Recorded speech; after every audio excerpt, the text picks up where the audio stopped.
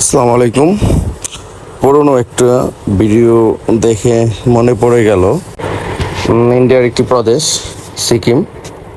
আজ থেকে 2 বছর আগে গিয়েছিলাম। শীতের সময় অনেক বরফ ছিল এবং সব সময় বরফ বৃষ্টির মতো পড়তে থাকে। তো ভিডিওটি দেখে আজকে অনেক ভালো লাগলো। তো আশা করি সামনে আবার যাব। আমার সাথে যদি কেউ যেতে চান তাহলে কমেন্ট করুন। সামনে একটি ট্যুর প্ল্যান করব সিকিমের উদ্দেশ্যে।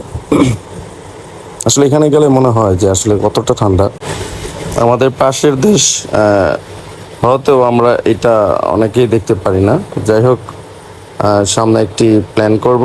যারা যারা যেতে চান কমেন্ট করুন। আশা করি আপনাদের অনেক ভালো লাগবে।